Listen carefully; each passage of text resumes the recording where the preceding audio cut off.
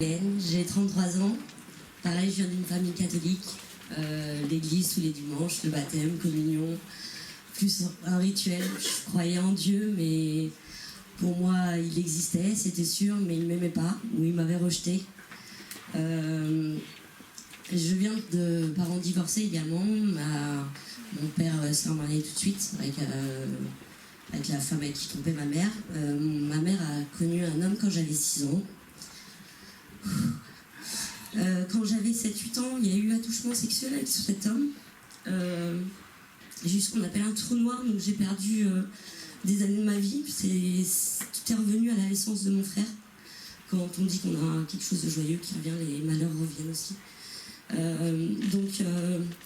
Il y a eu examen, je n'étais plus vierge à l'âge de 11 ans. Il y a eu un jugement pour cet homme. Lorsqu'il était au commissariat en garde à vue, il a donc avoué les attouchements. Il a aussi également avoué le viol. Il s'est donc ensuite rétracté. Donc la justice française a fait qu'il a été jugé seulement pour les attouchements. Suite à ça, ma mère ne m'a pas cru. Elle a décidé de se marier avec cet homme, de partir vivre à Marseille. Donc elle m'a complètement abandonnée. Elle m'a dit qu'elle avait préféré protéger mon frère. J'ai donc été vivre chez mon père. Mon père qui m'a aussi totalement rejetée, qui m'a dit qu'il ne m'aimait pas, qu'il me regrettait d'avoir eu dans sa vie, qu'il aurait préféré jamais avoir d'enfant. Il m'a mis à la porte alors que j'avais 17 ans. J'ai connu donc mon ancien conjoint, le père de mes enfants, quelques mois avant que je sois dehors. J'ai commencé à vivre à l'hôtel parce que je travaille déjà, heureusement. J'ai pu m'assumer. Avec cet homme, ça a été 15 ans très difficile. Il y a eu violence physique, violence surtout morale. On fumait du cannabis tous les deux. Donc je fume depuis que j'ai l'âge de 16 ans. Je fumais depuis que j'ai l'âge de 16 ans. Lui avait un problème d'addiction avec l'alcool, avec la cocaïne également. Donc avec les enfants, c'était très compliqué. J'ai fait une première tentative de suicide quand j'avais 19 ans suite à un avortement. J'ai du coup 11 autres grossesses en tout. J'ai 2 enfants. J'ai fait 3 avortements.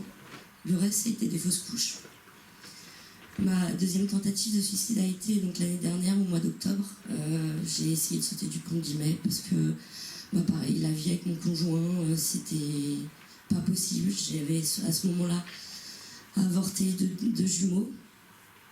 Il y a eu l'arrivée de ma mère qui ça faisait 6 ans et demi que je ne l'avais pas vue. Donc ça a été un tout pour moi. J'ai craqué et j'avais qu'une envie, c'était de mourir. J'ai eu cette idée pendant des mois. J'ai été donc hospitalisée, cellule de crise, dépression, médicaments, j'en passe. C'est mon conjoint qui m'enfonçait plutôt qu'autre chose. Après un jour, au mois de mai 2019, j'ai été avec ma meilleure amie à la collégiale, parce que venant de chrétien, je me suis dit j'ai besoin d'aller à l'église. Et au fond de moi, j'ai prié le Seigneur en lui demandant s'il était là, s'il m'aimait en fait. Et j'ai eu donc l'appel de Fanfan, qui lui a reçu l'appel du Seigneur, qui lui a insisté en insistant en disant contacte Hélène, donc c'est un ancien collègue de travail.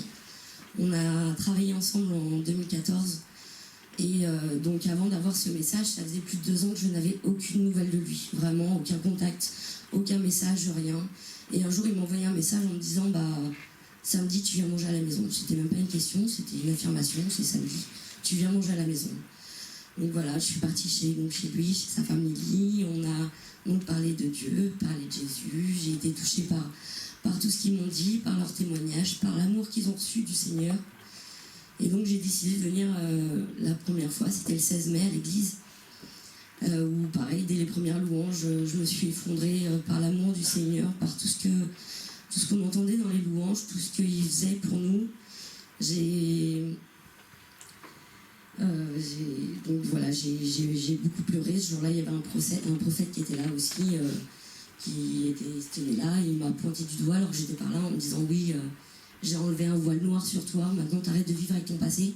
J'étais un peu estomaquée parce que comment il pouvait savoir tout ça. Donc à la fin du prêche, pareil, Yves s'est mis au milieu et a dit s'il y a des personnes qui sont malades, qui s'avancent. Donc en février 2019, on m'a décelé une polyarthrite migratrice au niveau des épaules. Donc j'ai été paralysée au niveau des épaules pendant des mois, puis pouvoir faire un geste, les coudes également, les mains. Et donc là, Yves m'a demandé si j'acceptais le Seigneur dans ma vie. Donc j'ai évidemment répondu oui. Et donc Jésus m'a guéri. Je n'avais plus aucune douleur, plus rien. J'ai pris rapidement rendez-vous avec Yves donc, pour lui expliquer ma vie. Il m'a expliqué tout ce que j'avais fait de mal dans ma vie également. Parce que pendant la dépression, il faut savoir que je me suis rapprochée du mal en faisant donc, des séances de Reiki. C'est de Reiki. C'est une pratique japonaise qui nous donne sur les soins énergétiques, donc avec imposition des mains.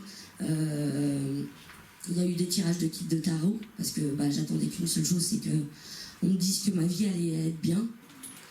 J'ai eu beaucoup de phénomènes paranormaux à la maison. Notamment, surtout, on m'avait dit de prier mon grand-père qui est décédé à mon enfance. Donc je lui demandais des plumes, je lui disais papy, si t'es là, je veux ta présence et je veux recevoir des plumes. Mais c'est des dizaines de plumes que je recevais tous les jours. Donc des tiroirs qui s'ouvrent, des ampoules qui éclatent au-dessus de moi dans la douche.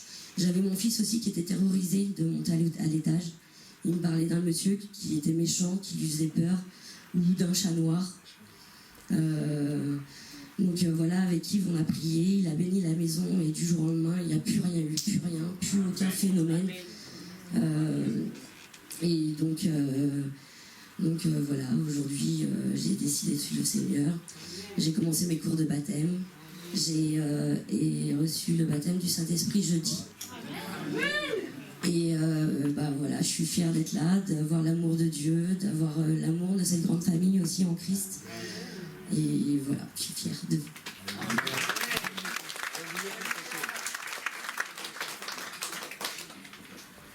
Ah oui, donc j'ai fumé le cannabis depuis l'âge de 16 ans. Un jour d'un témoignage, j'ai été touchée par les témoignages de CH qui est là, au niveau de l'abandon au Seigneur, quand on n'arrive pas à faire quelque chose, parce que pour moi c'était pas possible, j'y arrivais pas. Et donc le Seigneur m'a délivrée, et depuis le 22 septembre, je ne prends plus aucune drogue. Yes.